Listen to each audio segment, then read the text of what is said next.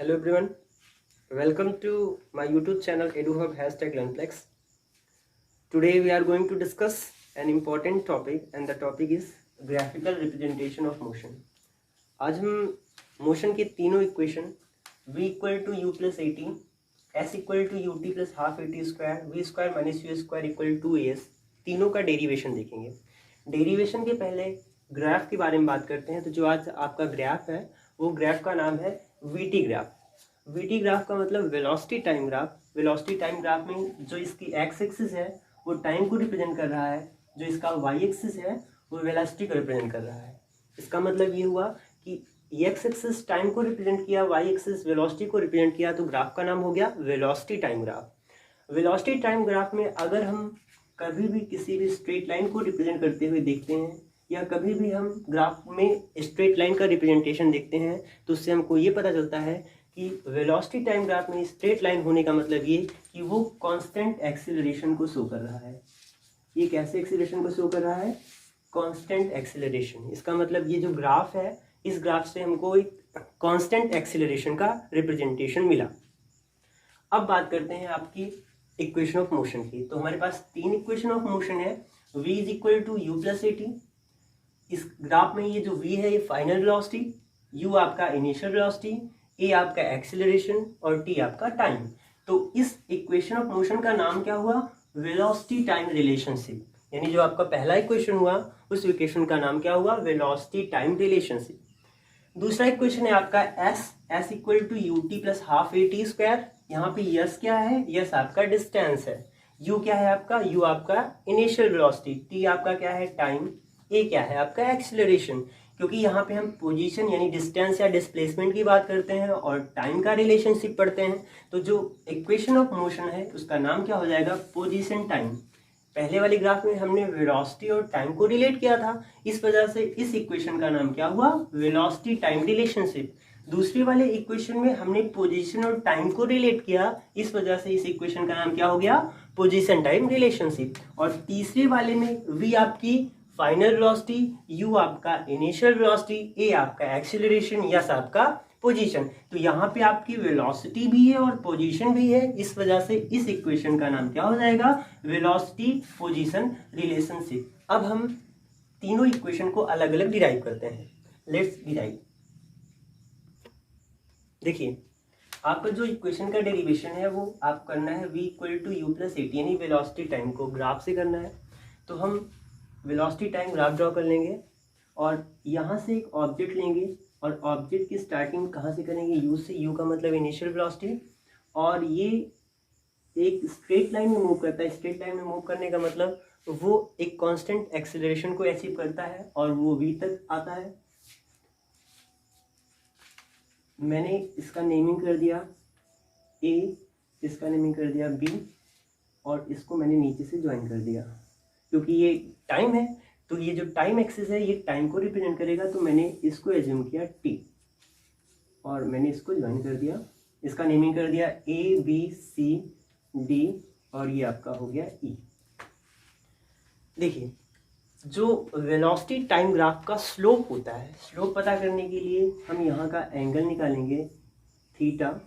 Angle का जो measurement या हम जब एंगल को एज्यूम करते हैं तो थीटा से एज्यूम कर लेते हैं।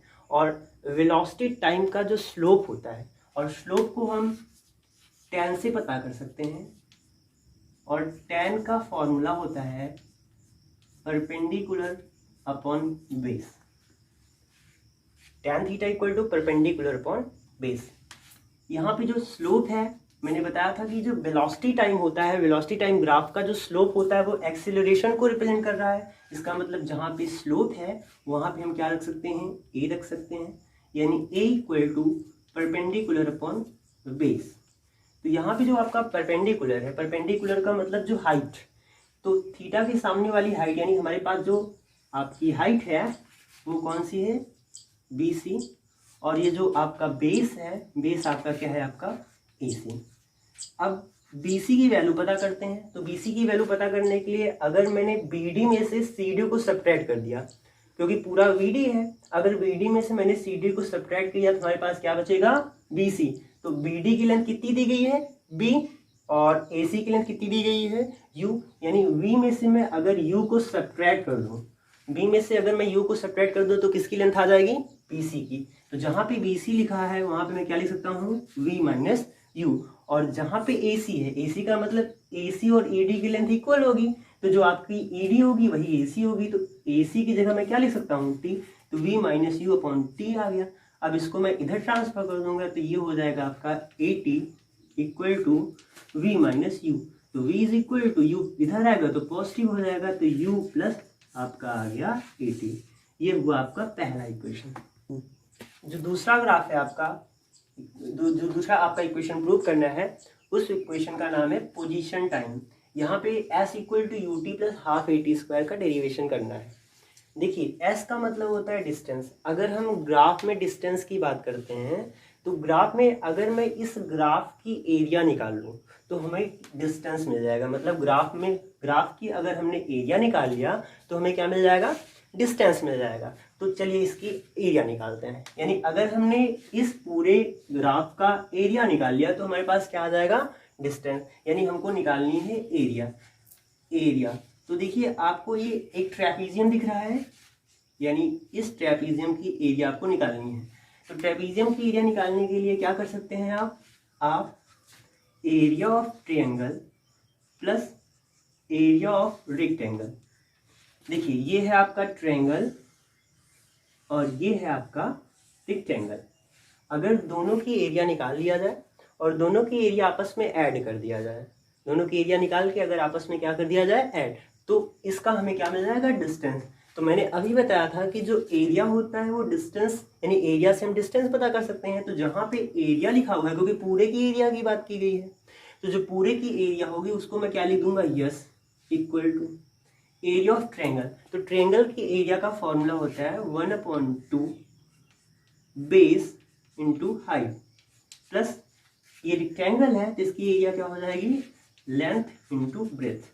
तो देखिए 1/2 ट्रायंगल में जो बेस है आपका, बेस कितना है आपका T, तो बेस की जगह हम क्या रखेंगे T इंटू हाइट का मतलब ये है आपकी हाइट, तो हाइट की जगह हम क्या रखेंगे V माइनस यू, तो हाइट की जगह रखा गया आपका V minus you, plus length into breadth.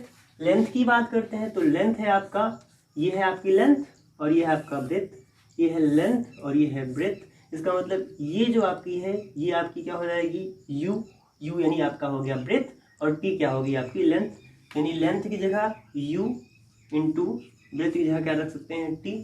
तो जब सॉल्व किया गया तो 1/2 into T v minus you. अभी मैंने एक इक्वेशन प्रूव किया था, तो प्रूव किया था v is equal to u plus a t, v equal to u plus a t. तो u को इधर ट्रांसफर कर लो तो हो जाएगा v minus u is equal to a t, v minus u is equal to a t. तो जहाँ पे v माइनस यू है वहाँ पे मैं क्या लिख सकता हूँ ए टी लिख सकता हूँ। इसका मतलब ये हो जाएगा आपका A T plus you into T का मतलब क्या हो जाएगा यू टी। अब जब मैं इसको सॉल्व करूँगा तो यू टू को इधर लेके चला आऊँगा, you t plus 1/t, T into T, दो बार टी है तो मल्टीप्लाई हो जाएगा, तो ये हो जाएगा आपका 1/2 ए टी स्क्वायर। ये हो गया आपका सेकेंड डेरिवेशन। अब तीसरे इक्वेशन की बात करते हैं। जो तीसरा इक्वेशन है वो है पोजीशन वेलोसिटी रिलेशनशिप। मतलब यहाँ पे हमको एस भी पता करना है और आपका वेलोसिटी का मतलब v और u आपके पास ऑलरेडी है। तो इस इक्वेशन के प्रूविंग के लिए क्या करते हैं, क्योंकि हम अभी पढ़े थे कि ग्राफ से अगर हमको पोजीशन पता करना रहता है तो हम ग्राफ की क्या निकाल लेते हैं एरिया निकालते हैं। तो फिर से एरिया निकाल लेते हैं, एरिया ऑफ ट्रेपीजियम। आपने ट्रेपीजियम की एरिया निकालने का एक फॉर्मूला पढ़ा होगा 1/2 sum of parallel sides into distance between them, और हाइट भी कह सकते हैं आप, ठीक है। अब बात करते हैं इसकी एरिया का मतलब मैंने अभी बताया कि ट्रेपीजियम का एरिया यानी डिस्टेंस को रिप्रेजेंट किया था, इसके पहले वाले इक्वेशन में हमने देखा भी था। इसका मतलब जहाँ पे एरिया है वहाँ पे हम फिर से क्या लिख सकते हैं एस लिख सकते हैं।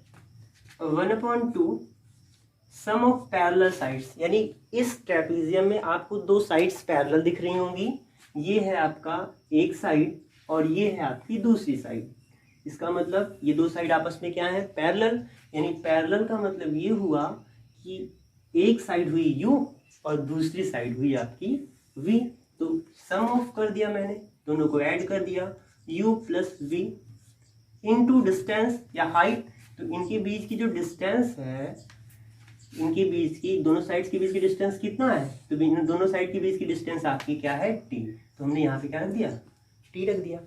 अब इसको सॉल्व करते हैं। s इक्वल टू ये हो गया v plus you upon 2 into T.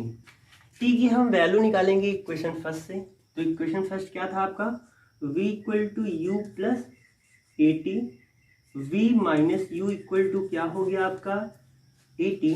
तो t की जो वैल्यू आई वो आ गई v माइनस यू अपॉन ए। तो जहां पे t है वहां पे हम क्या लिख सकते हैं, v माइनस यू अपॉन ए। अब जब मैं इसको सॉल्व करूंगा तो देखिए ऊपर नीचे तो हो गया 2a, लेकिन ऊपर एक ब्रैकेट में a प्लस डी और एक ब्रैकेट में a माइनस बी। ये हो जाएगा a square minus b square. इसका मतलब b square minus u square.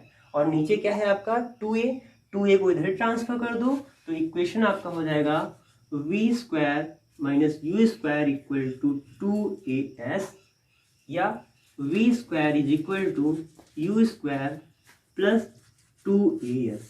ये हुआ आपका तीनों equation. I think you like the video, और वीडियो को ज़्यादा से ज़्यादा लाइक करें, सब्सक्राइब करें। Thank you.